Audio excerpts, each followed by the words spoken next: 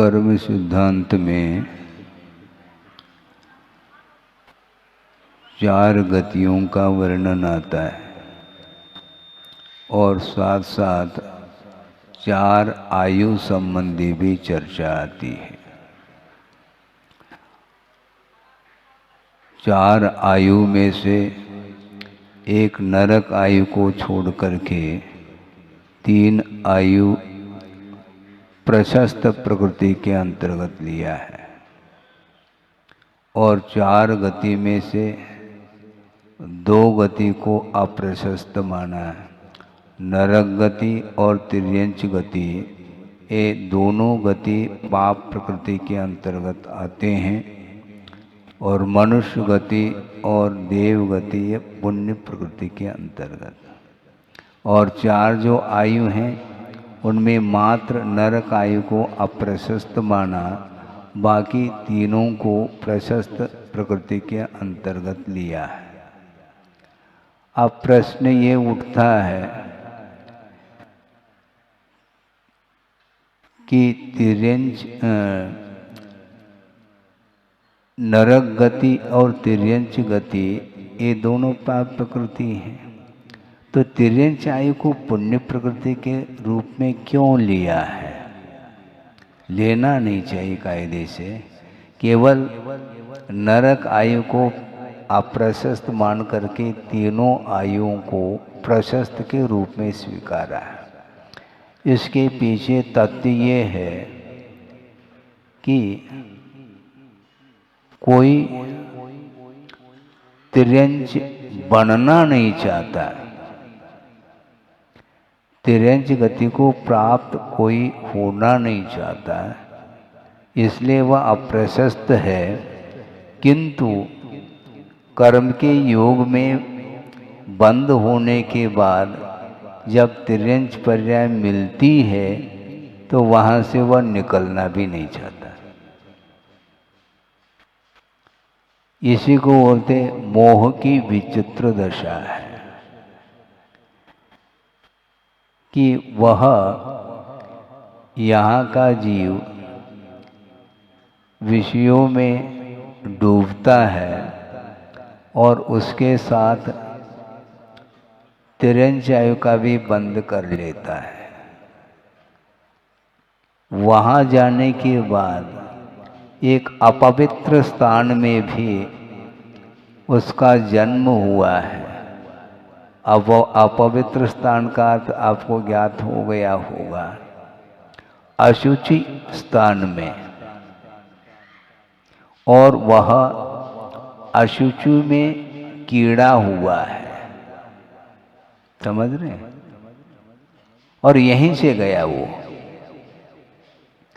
एक राजा था और उसने जीवन के आदि से लेकर के अंत तक वैभव के साथ रहा, राग के साथ विषयों का उपभोग किया और उसके मन में ये बात आ रही है कि भविष्य में मैं किस पर्याय को प्राप्त करूंगा। ये विकल्प उसके अंदर है। और एक अवधिज्ञानी मुनि महाराज का समागम होता है तो उनको जा कर के बड़े विनीत भाव से पूछ रहा है कि भगवान अगली पर्याय मेरी कौन सी रहेगी। तो उन्होंने अवधिज्ञान से जान करके ये बताया, तुम्हारी मृत्यु 7 दिन के बाद होगी और तुम कहाँ पर उत्पन्न होगे? अशुचि स्थान में एक विष्ठा का जो कीड़ा होता है वहाँ पर तुम्हारा जन्म हुआ, वह पर्याय तुम्हें मिलेगी। उस राजा ने सोचा, अभी तक जिंदगी भर जीवन भर हमने सुख और शांति का अनुभव किया, अब लास्ट में जा कर के हमारी गति ये हो रही है। इसलिए वह आकर के वह राजा राजकुमार को बोलता है कि मेरी मृत्यु होगी 7 दिन के पश्चात और अशुचि स्थान में एक कीड़े के रूप में मेरा जन्म होगा, इसलिए वहाँ पर जा कर के उसको मार देना। ठीक है। और 7 दिन के बाद, क्योंकि मुनि महाराज के वचन हैं, अवधि ज्ञान से उन्होंने स्पष्ट जाना था और वह घटना घटित होती है। अपने आप को सुरक्षित रखने के लिए वह बंकर में जाकर के छुप जाता है। किसी भी प्रकार से अकाल मरण से बचना चाहता है, क्योंकि मुनि महाराज ने कहा था कि बिजली के माध्यम से तुम्हारी मृत्यु होगी। और सुरक्षित स्थान में जाने के बाद भी बिजली गिर जाती है और उसका अवसान हो जाता है और वहाँ पर जाकर के उसका जन्म होता है। और ये होने से दूसरे दिन वह राजकुमार पहुँचा है एक हाथ में लठ लेकर के उसको मारने के लिए, क्योंकि कहा था पिताजी का जीव है, इसलिए उसने कहा था कि इसको मार देना है। मारने के लिए पहुंचा है, 1 बार 2 बार 3 बार लठ का प्रहार किया, किंतु वह विष्ठा का कीड़ा वह भीतर पहुंच जाता है। ऐसा क्यों? यहाँ पर कोई अशुभ गति को नहीं चाहता है, किंतु जाने के बाद वहाँ से निकलना नहीं चाहता। इसको बोलते हैं विषयजन्य सुख। उस विष्ठा के कीड़े को कोई वह स्थान दुर्गंधित महसूस नहीं हो रहा। आपने सिद्धांत पढ़ा हो कि स्पर्श रस गंध वर्ण ये चारों प्रशस्त भी होते हैं और अप्रशस्त भी होते हैं। वह दुर्गंध वस्तु भी उसके लिए हानिकारक नहीं, किंतु वहीं पर रहना पसंद कर रहा है, मरना नहीं चाहता। एक ही गति है जहाँ पर अकाल में मरण नहीं होने के बावजूद भी निरंतर उसके अंदर भाव आते हैं कि मैं जल्दी से जल्दी मर जाऊं, किंतु तिर्यंच गति में जो पहुंचता है वह मरना नहीं चाहता। सब कुछ उसको अनुकूलता महसूस हो रही है। ये अनुकूलता क्या है, हम पूछना चाहते हैं। ये मोह की विचित्र दशा है, इसलिए अनुकूलता से ऊपर उठो और प्रतिकूलता से भी ऊपर उठो तो ये आत्मिक शांति मिलती। थोड़ी बहुत भी प्रतिकूलता हो जाए तो उसके प्रतिकार के लिए खड़ा हो जाता है, किंतु थोड़ी बहुत भी अनुकूलता मिलती है तो उसका उपभोग कर लेता है, उसमें डूब जाता है। इसके कारण ही ये संसारी प्राणी संसार में अशांति का अनुभव कर रहा है। आप दुखी हैं? सही सही बताओ, दुखी हैं? मुझे नहीं लगता। यदि दुखी हैं, दुख की सामग्री को क्यों नहीं छोड़ना चाहते हैं आप? दुख के साधनों को तो वो बटोर रहा है और बोलता है मैं बहुत दुखी हूं महाराज, क्योंकि विषयों के माध्यम से ही दुख उत्पन्न होता है। ये धारणा तो बना लो, ये धारणा हो तो बहुत कठिन है। ये विषयजन्य जो सुख है ये पाप का बीज है, ये आगम का उल्लेख है। पढ़ा है आपने आगम को? नहीं महाराज, तो कब पढ़ोगे? आगम को पढ़ा नहीं, आगम पढ़ा है, मतलब जहाँ है वहीं पर है वो आगम। शास्त्र जहाँ है लाइब्रेरी में, वहीं पर वह शास्त्र है, उसको आपने पलटाया नहीं। एक पृष्ठ भी उठा करके आप देखो तो वहाँ पर समझ में आ जाएगा कि चतुर्गति का जो दुख है वह किस रूप से संसारी प्राणी को उठाना पड़ता है, उसके लिए कौन कौन से कारण हैं, इसके बारे में बारीकी से जानकारी आपको प्राप्त हो सकती है। दुख से बचना तो चाहता है, किंतु किसके द्वारा दुख उत्पन्न होता है इसकी जानकारी नहीं हो रही, और अनंत काल व्यतीत भी किया है। क्योंकि पंचेंद्रिय के जो विषय हैं उसके सेवन में संसारी प्राणी सुख का अनुभव करता है, आनंद का अनुभव करता है। इसको आचार्यों ने रौद्र ध्यान बोला है। नया विषय नहीं है। विषयों में आनंद मानना धर्म ध्यान नहीं, विषयों में आनंद मानने का नाम रौद्र ध्यान है।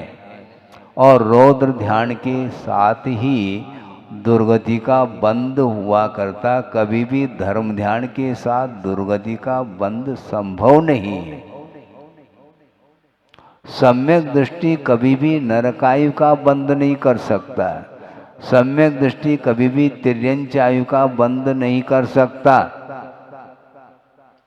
इससे स्पष्ट है, सम्यक दर्शन उत्पन्न होने के बाद सम्यक दर्शन की उपस्थिति में आसक्ति का अभाव हो जाता है। कल कहा था ना, बहु आरंभ और बहु परिग्रह है, इसके माध्यम से नरकाय का बंध होता है। और आप लोग सब सम्यक दृष्टि तो है ही। फिर ऐसी स्थिति में अत्यासक्ति का भाव नहीं आ सकता और नहीं आना चाहिए। यदि अत्यासक्ति का भाव आने लग जाए तो वह उपलब्ध सम्यक दर्शन भी समाप्त हो सकता है। क्योंकि वर्तमान में क्षायिक सम्यक्त्व नहीं है, इसलिए कभी भी वह सम्यक दर्शन मिट सकता है। अंतर अंतर मुहूर्त में वह सम्यक दर्शन से वह पतित हो सकता है संसारी प्राणी। ऐसा क्यों? गाड़ी रिवर्स क्यों जा रही है? ये ध्यान रखो, सम्यक दर्शन की उत्पत्ति में जो बहिरंग कारण हैं वे सारे सारे स्पष्ट ही दिखाई दे रहे हैं।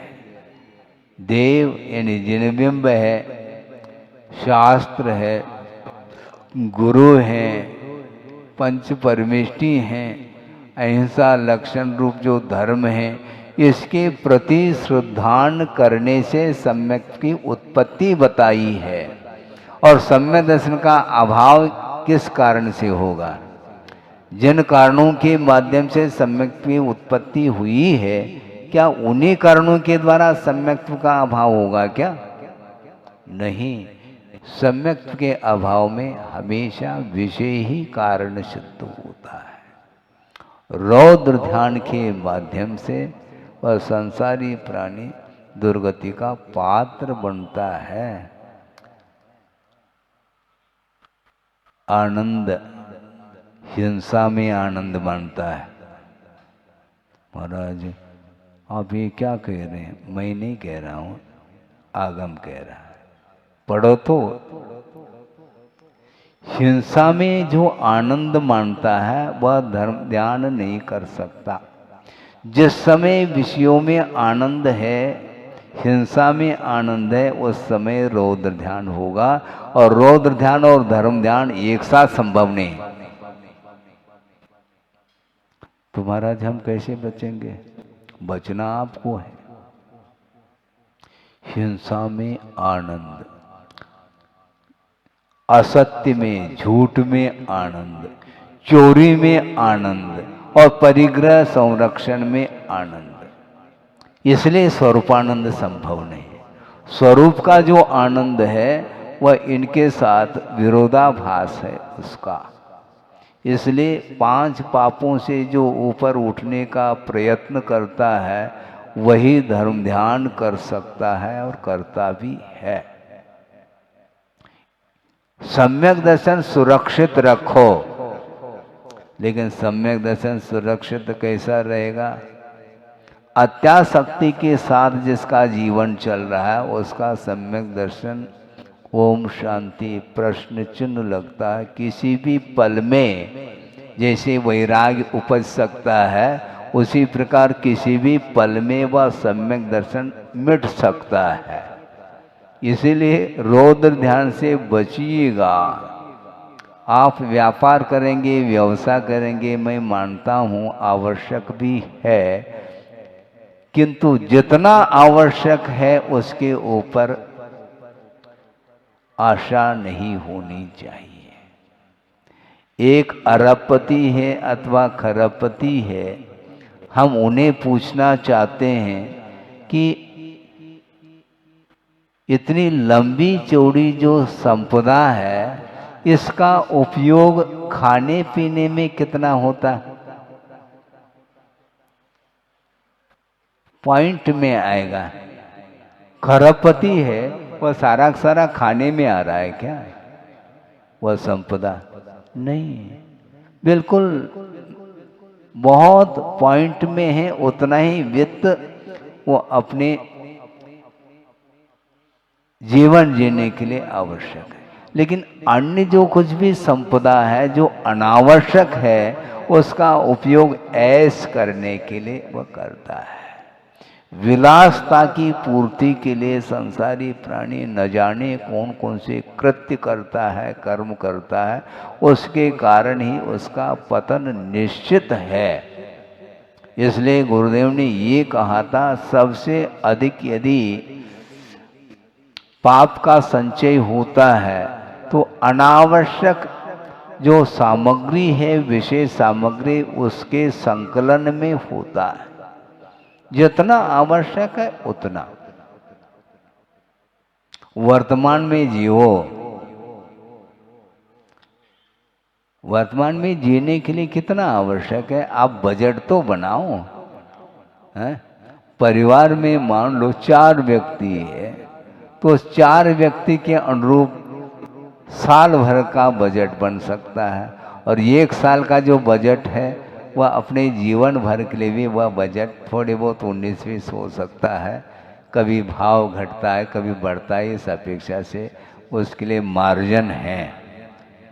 किंतु अनावश्यक वस्तुओं के संग्रह में निश्चित रूप से पाप ही होता है उसमें, और उसका उपयोग न स्वयं के लिए हो रहा है न दूसरे के काम में आ रही है वह संपदा। आप यहाँ पर बैठे हैं और आउट ऑफ कंट्री में बैंक में, स्विच बैंक में आपकी संपदा है, वो किसके काम में आ रही है? आपके काम में आ रही? वो नहीं आ रही, तो क्यों रख रखा है उसको? है? रखा क्यों उसको? और इतना कमाया क्यों है? किसी ने कहा कि महाराज दान के लिए कमाने में क्या बाधा है? तो दान के लिए कमाना ठीक नहीं, क्योंकि दान की परिभाषा ज्ञात नहीं है आपको। कल भी हमने बात कही थी, दान उसको बोलते हैं अनुग्रहार्थम, स्वयं के ऊपर उपकार करने के लिए और दूसरे के ऊपर उपकार अनुग्रह करने के लिए दान दिया जाता है। और अनिति का सहारा लेकर के जो व्यक्त का अर्जन किया है उसमें कितने जीवों के प्रति आपने अनुग्रह किया, मुझे बताओ। क्योंकि अनुग्रह के लिए दान किया जाता है, तो बड़ी बड़ी फैक्ट्री खोल रखी है, अरबों खरबों की संपदा, उसमें कितने जीवों के ऊपर अनुग्रह हो रहा है आपके द्वारा, मुझे बताओ। असंख्य जीवों की विराधना उस आरंभ और परिग्रह के संचय में होता है, फिर बाद में बूंद के समान दान कर रहे हैं, क्या आवश्यकता है? क्योंकि अनुग्रह करने का नाम दान है, तो इतने असंख्य जीवों के प्रति कोई अनुग्रह नहीं हुआ, फिर ये कौन सी पद्धति है अनुग्रह की? और पूज्यपाद स्वामी ने स्पष्ट शब्दों में कहा है, मुझे कहने में कोई संकोच का अनुभव नहीं होता है, क्योंकि जैसा आगम में कहा है वैसा कहने के लिए हम बैठे हैं यहाँ पर। त्यागाय श्रेयसे वित्त मवित्त संचिनोति यह स्वशरीरम स पंकेन स्नास्यामि इति विलिम्पति। क्या कहा?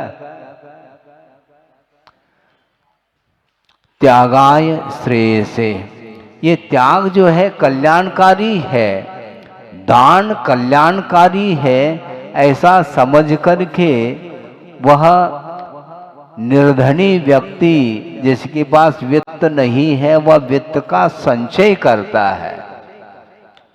वह क्या करता है? पूज्यपाद स्वामी कहना चाहते हैं, वह अपने हाथों से वह कीचड़ से अपने शरीर को लिप्त कर रहा है, और क्या सोचता है, बाद में मैं इसको जल के द्वारा धो लूंगा। ये बुद्धिमानी है क्या?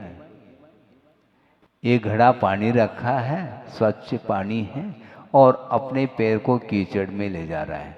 सामने वाला कहता है, ये तुम पागलपन हो, क्या करना चाह रहे? पागल थोड़ी हूं मैं, ये नहीं दिख रहा क्या इतना बड़ा घड़ा जो है पानी से भरा है, इसे धो लूंगा मैं। अरे पानी इसके लिए उपयोग में लाओगे? बुद्धिपूर्वक आप कीचड़ में पैर डालो फिर बाद में धोते रहो, ये ठीक नहीं। उसी प्रकार जो है पूर्वापर विचार किए बिना ये जो कुछ भी वित्त का संचय किया जा रहा है, वह बिना पाप के वित्त का संचय संभव नहीं है। तो क्या क्या करें महाराज? जितना आवश्यक है उतना कमाओ और उसी में से दान दो, वह दान माना जाता है। आप भोजन करने के लिए बैठे हैं, 4 रोटी आपके थाली में है, कोई आ जाता है तो उसके लिए भी 1 रोटी दे दी आपने, यह दान माना जाएगा। समझ में आ रहा है? नहीं है, ये परिग्रह भयंकर रूप है, इसका कोई अंत नहीं। आशा अनंतात्मक हुआ करती है, इसलिए और की जो भूख है वह ठीक नहीं, क्योंकि आर ध्यान और रौद्र ध्यान में वह अपने जीवन को समाप्त कर रहा है। हिंसा में आनंद, महाराज हमें आनंद थोड़ी आ रहा है, जो नहीं आ रहा है तो फिर काय में आनंद आ रहा है, ये बताओ हमें। यदि आपको परिग्रह में आनंद नहीं आ रहा है तो परिग्रह का संचय इतनी अधिक मात्रा में क्यों किया जा रहा है? वो उपयोग में नहीं आ रहा। परिग्रह का संचय करके, वित्त का संचय करके कोई वह जमीन में गाड़ता है, हैं? क्या गाड़ करके नहीं रखते? तो वह किसके उपयोग में आ रहा है मुझे बताओ आप? वह अपने परिवार के उपयोग में भी नहीं आ रहा है, क्योंकि जो उपयोग में आ रहा है उतना ही उसका उपभोग करता है। बाकी स्टॉक वो क्या है? कितने जीवों की विराधना हुई है। यहां तक कह रहे हैं आगमकार कि अकाल मरण के लिए कई प्रकार के निमित्त हैं। एक निमित्त वह है कि अग्नि में प्रवेश करके मर जाना, पर्वत से गिर करके मर जाना, जलमग्न हो करके मर जाना, जहर खा करके मर जाना, शस्त्र के प्रहार के माध्यम से अपने आत्मघात कर लेना, एक्सीडेंट के माध्यम से, भयानक रोग आदि के होने से भी अकाल मरण होता है। हार्ट अटैक, हार्ट फेल हो गया, हृदय गति रुक गई, अवसान अकाल में हुआ। ये सारे सारे अकाल मरण के लिए निमित्त हैं। लेकिन इससे भी एक और भयानक निमित्त है, वो ये है कि अनय कहा है। अनय का अर्थ क्या? अनीति। अनीति पूर्वक यदि वित्त का संचय करता है, उसके माध्यम से भी अनंत बार अकाल मौत मरा है। ऐसा कैसे महाराज? जो चोरी करने के लिए आता है, डाका डालने के लिए, वो किसके यहाँ जाता है? जो आज कमा करके खा रहा है उसके घर में जाता है वो। उसके घर में कुछ है ही नहीं, घर खाली है। वो प्रतिदिन कमा रहा है और प्रतिदिन वह खा रहा है, स्टॉक में कुछ नहीं। तो किसके पास जाएगा? जो गिनीज बुक में आता है उसके घर जाता है। वो फेमस है भैया, उसको ढूंढो। हाँ, पेपर न्यूज़ है, सबसे अधिक वित्त किसके पास है, तो उसके पास जाता है और जा करके सीधा क्या सीधा कहता है जल्दी करो, हाँ क्या चाबी दे दो, हम ले लेंगे, आपको कष्ट नहीं पहुंचाएंगे। हाँ, आप सीधा चाबी दे दो, बस कहाँ पर है हम ढूंढ लेंगे और ले जाते हैं। यदि धन के प्रति ममत्व भाव है तो प्राण नहीं बच पाएंगे। फिर आप यदि नहीं देते हैं तो सीधा क्या, सीधा अर्थात समझ में आ गया। अब प्राणों का बचना मुश्किल है? पूरा का पूरा खाली कर देता, हम ही बाहर जा रहे हैं, आपको जो करना हो कर लो। अब ये इसके अपेक्षा से थोड़ा थोड़ा थोड़ा दान करते हैं तो ये नौबत नहीं आती। मान लो इनकम टैक्स और सेल टैक्स ऑफिसर आ गए, घर में छापा पड़ जाता है। अब अरबों की संपदा है तो सीधा ही बोलता है 5 लाख नहीं 5 करोड़ चाहिए तो ले लो, बाकी सब तो बचेगा। बिना इसमें बोली की आवश्यकता नहीं, सीधा ही बंडल। हाँ, इसमें बोली की कोई आवश्यकता नहीं, सीधा हाँ नगद, हाँ तुम्हारे अकाउंट में आ जाएगा। हाँ, 5 करोड़ 10 करोड़ तो 10 करोड़, कम से कम 90 करोड़ तो बचेंगे। ये सब क्या है? उस धन के प्रति लोभ होते हुए भी उसको वो दे रहा है, क्योंकि देना पड़ रहा है, ये दान नहीं है। तो इतना संचय क्यों करते हो? अनावश्यक वित्त के संचय में जो पाप अर्जित होता है उसका फल यही निकलता है, उसका पतन निश्चित है।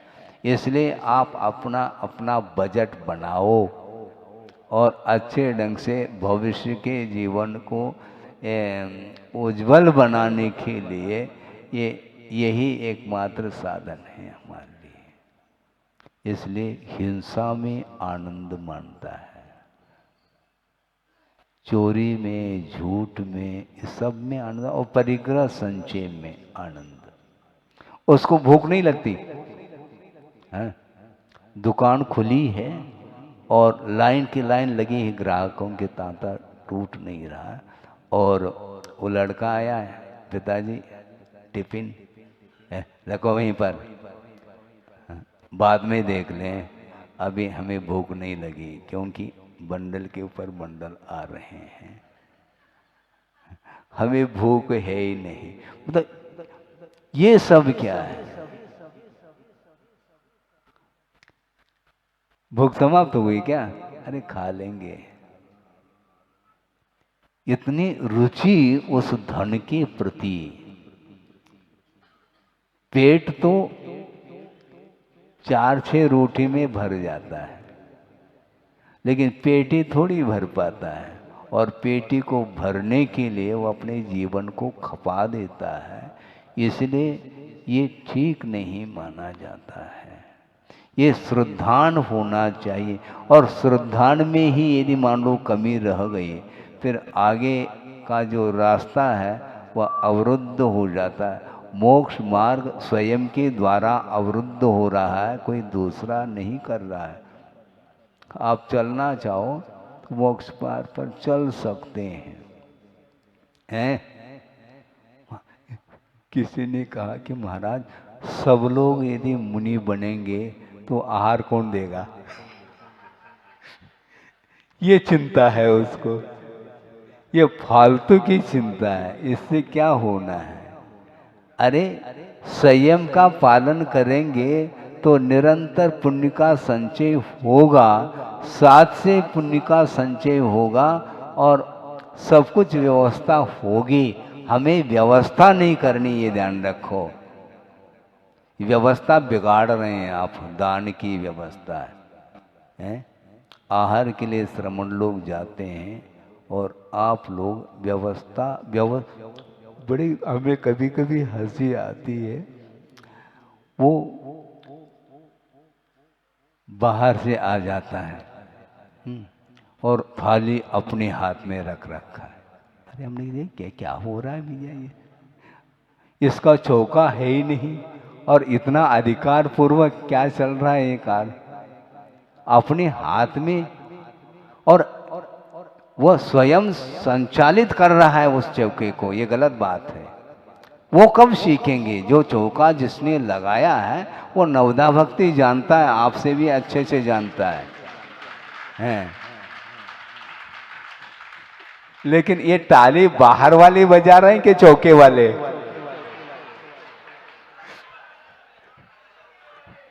क्या है? चौके वालों के लिए ये कहा जा रहा है, बाहर वाले क्या ताली बजाते? ये गलत है। ये यही समस्या है, ये ठीक नहीं। विधि को भूलना नहीं चाहिए, और विधिवत यदि नहीं देंगे तो पात्र अलर्ट रहेगा, वह विधिवत ही लेगा।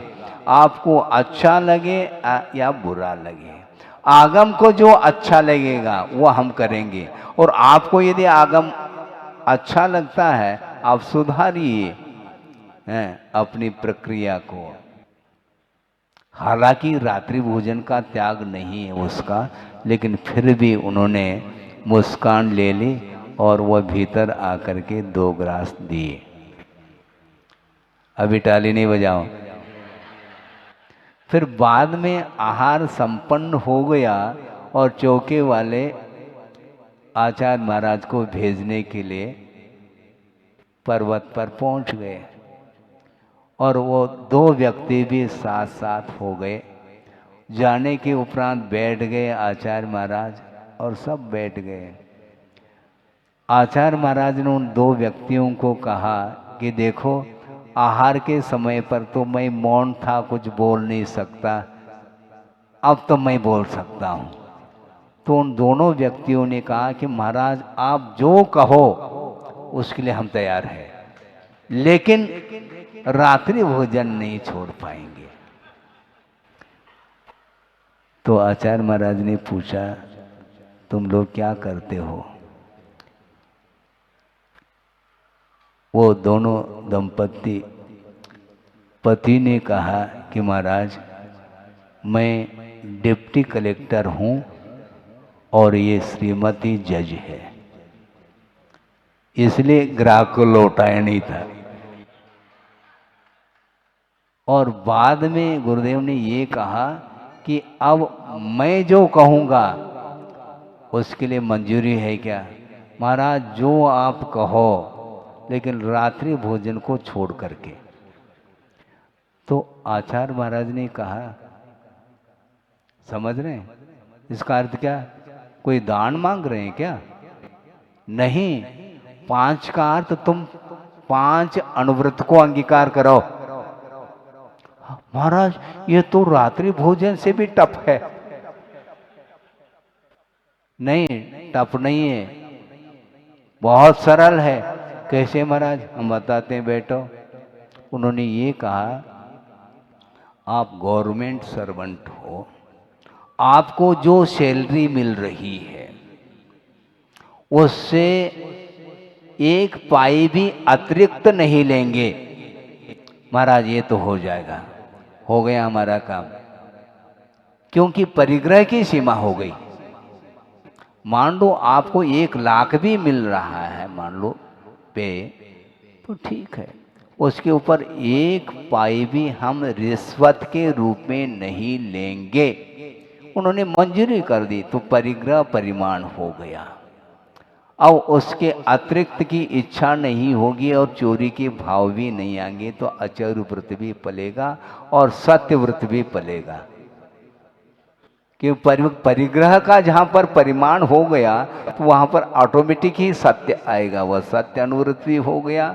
और तत्संबंधी जो हिंसा होती थी अतिरिक्त परिग्रह के संचय करने की अपेक्षा, वह हिंसा भी रुक गई। इस प्रकार हिंसा, झूठ, चोरी, ये तीनों समाप्त हो गए और परिग्रह का परिमाण हो गया। 4 अनुव्रत तो हो ही गए और तुम स्वदार संतोष हो तो ब्रह्मचर्य भी हो गया। इस प्रकार 5 अनुव्रत को प्रदान करके उनको व्रती बनाया है। उनकी परिस्थिति थी इसलिए रात्रि भोजन नहीं छोड़ पाए। लेकिन ऐसा नहीं करना कि महाराज हम भी ऐसा कर लें क्या, ऐसा नहीं। तुम्हारी परिस्थिति क्या है बताओ। तो इसलिए मैं ये कह रहा था कि वस्तुतः व्रत कोई छोटा और बड़ा नहीं होता, अपनी योग्यता के अनुरूप वह ग्रहण कर लेता है, करना चाहिए। आस्था के साथ जो व्रतों को अंगीकार करता है उसके माध्यम से उसका इतना पुण्य, प्योर पुण्य संचित होता चला जाता है, कालांतर में जाकर के वह बहुत कुछ त्याग तपस्या कर सकता है। इस प्रकार श्रद्धान के बल पर आप लोग यदि सोचेंगे, विचार करेंगे तो निश्चित रूप से परिग्रह के प्रति जो मोह ममत्व भाव है, जो आसक्ति है, उसके लिए ब्रेक लग सकता है, किंतु लगाना आपको, क्योंकि गाड़ी आपकी है। मैं थोड़ी ब्रेक लगा सकता हूँ, उसको चलाने वाले आप हैं। हाँ, गियर बदल करके चलाओ। अपनी रक्षा करते हुए दूसरे की रक्षा की बात करो, इसी को बोलते हैं परस्परोपग्रहो जीवानाम।